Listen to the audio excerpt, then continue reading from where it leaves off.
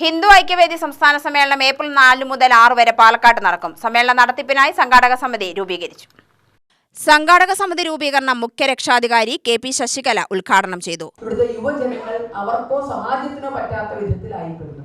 അങ്ങനെ സാധ്യമായ എല്ലാ ആയുധങ്ങളും, ഇനിയും ആയുധങ്ങൾ അവനാഴിയിൽ ഉണ്ട് എന്ന് ജനകീയ വേഷം ധരിച്ചുള്ളവർ പുലമ്പുന്ന കാലഘട്ടം നമ്മൾ കണ്ടിട്ടില്ല. ഇനിയുണ്ട്, ഇതൊന്നുമല്ല, ഇനിയുണ്ട് ഞങ്ങളുടെ ഇതല്ലെങ്കിൽ മറ്റൊന്നെടുക്കാൻ ഞങ്ങളുടെ അവനാഴിയിൽ ഇഷ്ടം പോലെ ആയുധങ്ങളുണ്ട് എന്ന് പറയുമ്പോൾ ആ ആയുധങ്ങളോട് പ്രതിരോധിക്കാൻ മറ്റായുധങ്ങളല്ല പ്രതിരോധി.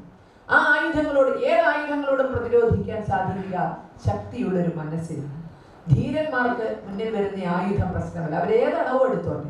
പക്ഷേ ധീരതയോടുകൂടി സ്വാഭിമാനത്തോടുകൂടി നിൽക്കുന്നവനെ ഭയപ്പെടുത്താൻ അതൊന്നും പര്യാപ്തമല്ല.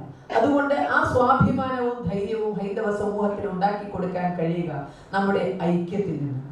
എന്തുകൊണ്ടാണ് ഹിന്ദുവിന് മാത്രം ഐക്യം എന്ന് നമുക്ക് പറയേണ്ടി വരുന്നത്? കാരണം ഹിന്ദു ധർമ്മത്തിന്റെ പ്രത്യേകത അങ്ങനെയാണ്. ഇത് ഒരുപാട് വൈവിധ്യങ്ങളുടെ ഒരു കൂട്ടായ്മയാണ്. അത് ആചാരങ്ങളിലാകാം, അത് അനുഷ്ഠാനങ്ങളിലാകാം, വിശ്വാസത്തിലാകാം, വസ്ത്രധാരണത്തിലാകാം, തുടങ്ങി എന്തിനും ഏതിനും നമുക്ക് ഒരു വൈവിധ്യം ദൃശ്യമാണ്.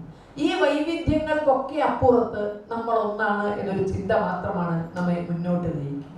സ്വാമി കൃഷ്ണാത്മാനന്ദ സരസ്വതി, സ്വാമി ദേവാനന്ദപുരി എന്നിവർ പ്രഭാഷണം നടത്തി. എ നാരായണൻകുട്ടി അധ്യക്ഷത വഹിച്ചു.